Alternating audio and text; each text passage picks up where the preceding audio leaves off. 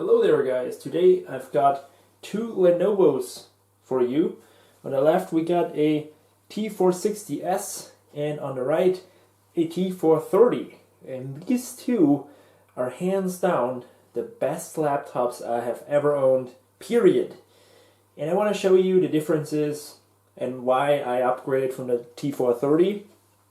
Now I can say right away guys, this laptop, in my opinion, is the best bang for the buck you can get. I bought this a year ago for 250 euros with a 1-year warranty refurbished with a new battery, new power supply. 250 bucks. You know, you can't get a better computer for 250. You show me that, plus warranty, plus new battery, plus power supply. Now I bought that back then because I wanted to upgrade badly from my old MacBook Pro 2007, which was just getting too slow and too weak. And this was a beautiful upgrade. It had a Core i5. I don't really remember the generation, though I'll put it in the video. And SSD and just everything, you know, for the budget. I was on a tight budget back then. This is the best option I could take. Now 2 months ago, or is it 3 already? Well, it could be 3. I thought I'd treat myself with a new laptop once again. And I got this. And I love it. This is a T460s. Now I know it's kind of not a fair comparison because this is the S and this is the non-S, so just the standard. Why did I go for the T460s and not the T460 or any different model or brand? Well, it was clear to me this was a beautiful laptop to work with. Really reliable, rock solid, build quality like a tank. You can knock somebody out with this, no problem. Keyboard is epic. Really, really nice. I can just stop saying it's the best deal you can get for the money. However, as I have worked with it quite a lot, there were, well, 3 major things that I wish were a little better. And that is also the thing that people complain the most about, the screen. That was like number 1. The screen is just terrible. It is. This is a 1600 by 900 screen, I think. There are even lower resolution screens, so the resolution isn't really a problem. It's more the viewing angles. The viewing angles, they just suck. Yes, that was right, 1600 by 900. Like, when you look at it from this side, well, with light stuff, it's not even that bad, but when you have something dark, it's like completely black. Now, yes, it is kind of a, you know, first world problem. I'm no graphic designer. I do mostly programming, so it really doesn't matter. But I thought, you know, such a great laptop, but this screen is just a little bad. Now, as I said, keyboard is epic. Speakers sound surprisingly good. I tell you that. That surprises me. They sound, in fact, better than the new one here. But there was also a problem with the weight, and that was, I think, the main factor. The form factor is fine. I don't care about the thinness all that much, but the weight, I don't know the exact weight figure. Yes, I'm super prepared, I know, but just want to, you know, get my thoughts out and not do a special review or anything. But this is considerably heavier than the 460s. Considerably, and I carry that around. You know, I use it mostly for university, like 80% university stuff, so it's really, it does matter. And so the weight, the crappy screen, and also this kind of antiquated trackpad, I also don't care too much for this. I just ended up using a mouse. Now I know the hardcore Thinkpad guys, they swear on this thing here. How did I call this? Like knob or something? Whatever. I use it from time to time, but it's not like I couldn't use like the laptop without it. It doesn't blow me away, like people always say. But yeah, those were the main problems. Well, I just said, you know what, I'm gonna treat myself with this luxury and get another better performing, maybe not that much, but just better to look at, monitor, and maybe a better trackpad, and also a better, more lightweight laptop in general. And it was clear to me, I had to get a T-Series again. There was nothing questioning that. T-Series and refurbished, great way to get a computer, guys, I tell you that. And I actually bought it on the same website as I bought the T430 back then, because I was just so happy with them. And this cost me $650, which is considerably more than $250 for sure. But you are also getting a way more modern laptop, way newer system with newer technology and more features. Now this is kind of the IBM style still, and well, maybe some people think it kind of looks cool. I kind of disagree. I think it looks hideous. I really do. But that doesn't appeal to everybody. Like David, for example, thinks it looks cool, it looks iconic, and well, he's kind of right. It's got this iconic IBM design, but I don't like it all that much. But it's not like I really care for the looks. It's a laptop, it needs to work, it's a work machine. Nevertheless, the looks are, well, this one's a clear winner in this case. This looks like a modern laptop, while still, and I know a lot of people criticize that, but like the new design, but I think it still carries on with this like core ThinkPad look. You can still the ThinkPad logo here. You get the knob thing, and you get the awesome keyboard. This keyboard is just as awesome, even though it's maybe a little different. Also the texture is different. This is kind of more glossy, and this is more, well, just look for yourself. You hopefully get what I mean. I also ordered a new keyboard for it. I wanted to make sure, absolutely sure, they sent me the German keyboard and not just a rebadged English keyboard, which I can type on. And the brackets are everywhere else and whatever, you know, I couldn't use that. So that would have been a no-go for me. I don't know why this error message keeps popping up. Like every time I start up the PC, this error message occurs, and I can't figure out what it is. Let's keep that away for now. Now, what does this have for more modern features? Well, it's got this way better trackpad for sure. Feels more modern, while still having the old school ThinkPad-ish, old school buttons, which I love. And they made them even wider, so it's even better. And this middle one, I use it mostly when I go through web pages or Google or something, and when I open something in a new tab, you just tap this and it opens it in a new tab. Now that is just such a neat little feature. I'm sure it can do other stuff, but I like it for that. It's also got a fingerprint reader. I don't really use it. And it's still got, that's important for me, a LAN port. Now what's an upgrade for me is HDMI port, which is great for projectors and stuff, but I still have here a display port. The old ThinkPad here has only a display in VGA. Now the VGA is kind of becoming antiquated, but there we go. Get the display port next to USB 3, but yeah, still nice to have the VGA. Get a headphone jack, get like these overkill 4 trackpad buttons, like, yeah. And still an optical drive, which you could replace with another hard disk. And yeah, SD card reader, not a USB. And around the back, another USB and LAN. Just look for yourself for like the ports here. And also this here, which is an expansion card slot. So yeah, you can see this is definitely the older piece of hardware here. While the new one here, The T460s is the slimmer guy.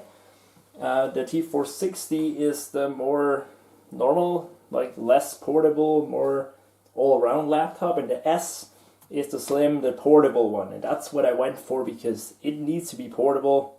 As I said, weight matters, and also it is quite a bit thinner, but I don't really care about the thinness. It's more the weight that matters more, in my opinion.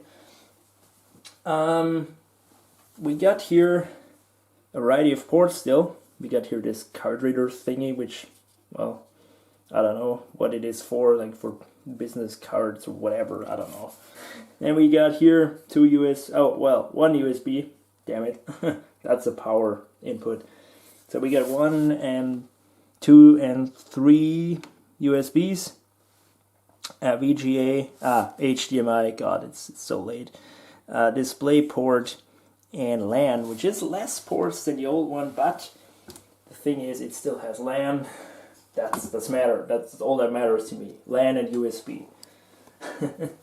No USB-C yet, but well, I don't really care for USB-C, so it's not a problem.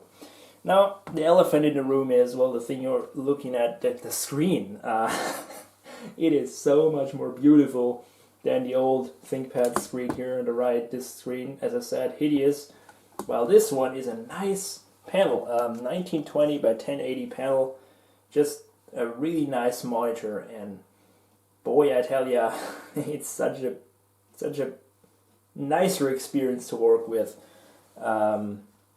Just looks way better than the old one, and I like that. Also, it's got better black tones and stuff. And as I said, it doesn't really matter for me. I could use the world's crappiest display and get my work done, but it's it's just something for the eye.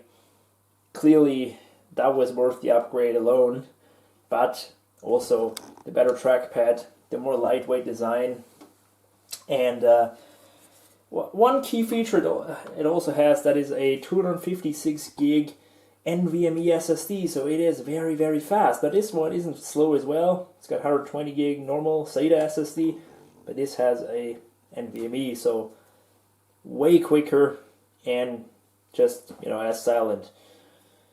Now we get nothing around the back because it's so slim.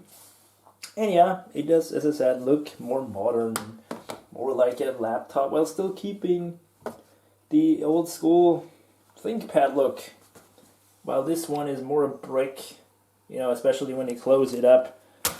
But yeah, as I said, not everybody thinks it's ugly.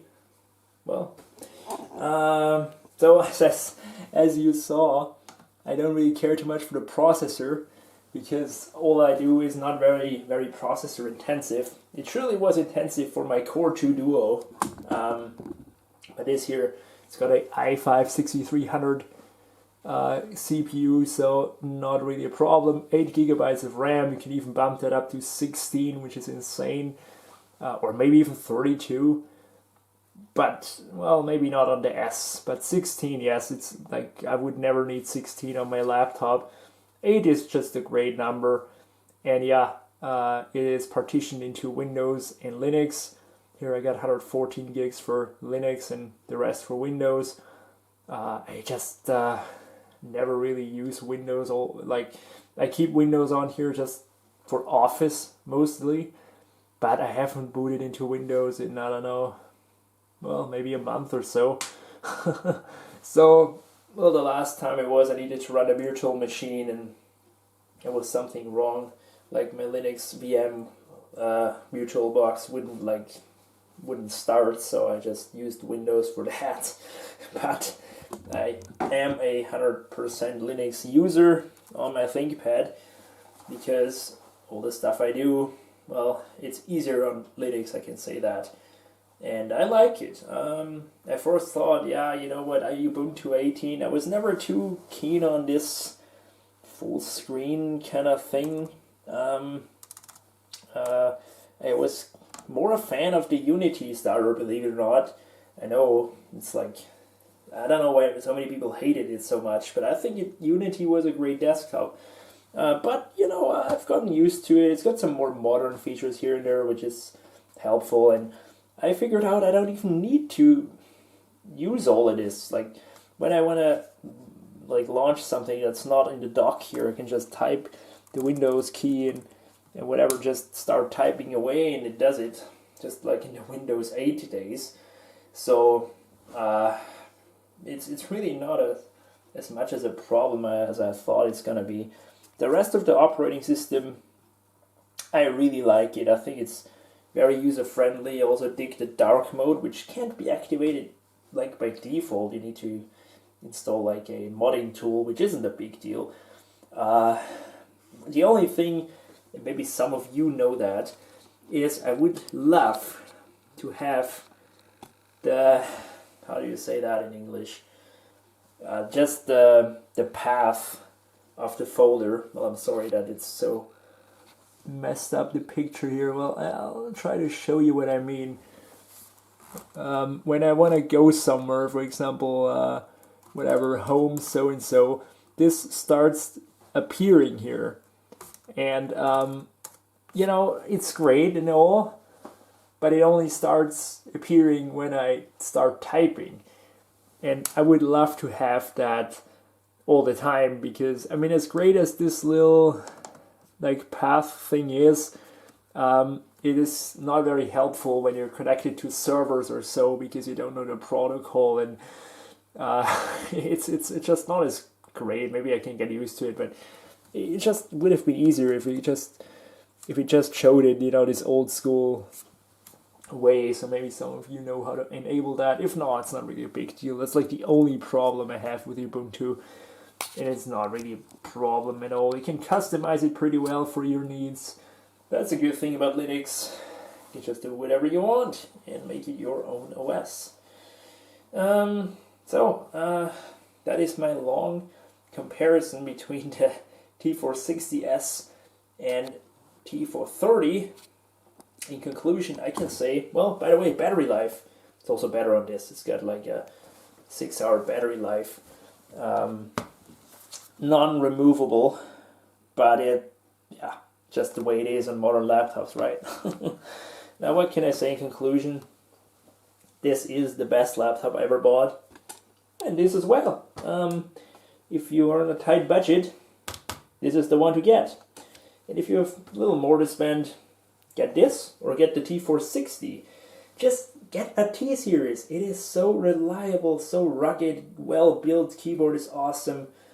It will never stop working when you need it. And I can confirm that because a lot of colleagues have T-Series ThinkPads and they're very rock solid. And yeah, this one here hasn't given me a single problem in this year, and I think this is just gonna be the same. So, and if it happens to break, it's a Lenovo. You can fix it. You're allowed to fix your goddamn computer. So it's not a Mac where you're shit out of luck when you need a part or so. So that's also a great thing.